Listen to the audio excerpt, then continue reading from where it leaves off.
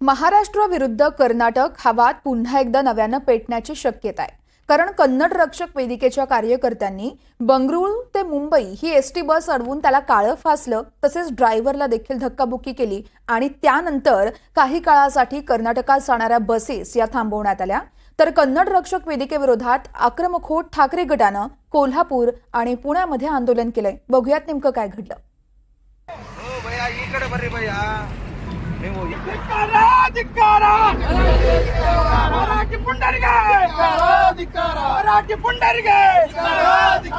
कर्नाटकींचा हा माज काहीही कारण नसताना कन्नड रक्षक वेदिकेच्या कार्यकर्त्यांनी एसटी महामंडळाची बस अडवली आणि एसटीला काळं फासलं।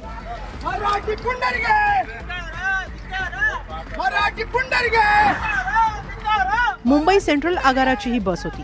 ही बस बंगळुरूहून मुंबईला निघाली होती। रात्री 10च्या सुमाराला कर्नाटकातल्या चित्रदुर्गमध्ये ही बस अडवण्यात आली। एसटीचे चालक आणि वाहकाला दमदाटी करण्यात आली।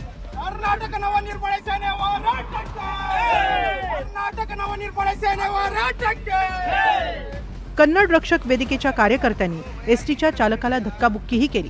त्यानंतर जोरजोरात घोषणा देत मराठींचा धिक्कार करण्यात आला। महाराष्ट्राच्या एसटीला काळं फासण्यात आलं। हे रात्री 9-10च्या दरम्यान चित्रदुर्ग शहराच्या अलीकडे 2 किलोमीटरवरती बस चालवत येत असताना अचानक 2-3 गाड्या कार गाड्या आल्या। त्याच्यामधून कर्नाटक संघटनेची लोक उतरले। त्यांनी गाड्या बसच्या आडवी लावून चालकाला बसमधून उतरून घेतलं।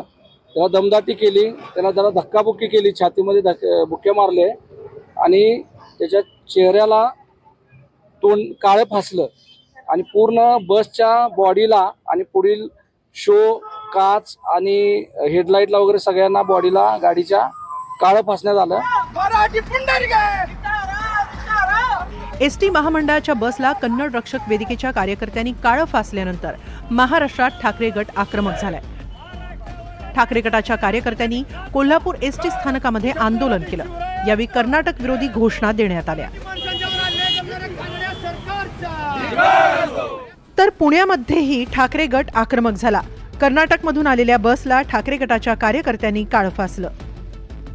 हा नामर्दपणा कन्नड वेदिका संघटनेने केलेला आहे आणि आज ती एसटी इथे येत आहे। पण आम्ही या ठिकाणी सांगू इच्छितो की महाराष्ट्राच्या मुख्यमंत्र्यांनी ताबडतोब कर्नाटकच्या एसटी बंद करा आणि कर्नाटक सरकारनं मराठी माणसाची जोपर्यंत माफी मागत नाही तोपर्यंत आमचं हे आंदोलन सुरू राहणार।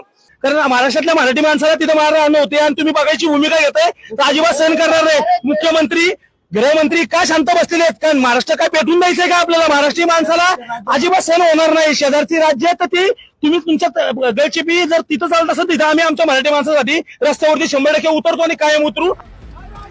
21 फेब्रुवारीला जागतिक मातृभाषा दिन होता। त्यानिमित्तानं कन्नड रक्षक वेदिकेनं हे आंदोलन केल्याचं सांगितलं जात आहे। आता यावरून महाराष्ट्र आणि कर्नाटक वाद पुन्हा पेटण्याची शक्यता आहे। मात्र कन्नडिगांचा हा माज खपून घेतला जाणार नाही याचा इशारा वेळीच द्यायला हवा। विशाल पुजारी, NDTV मराठी, मुंबई।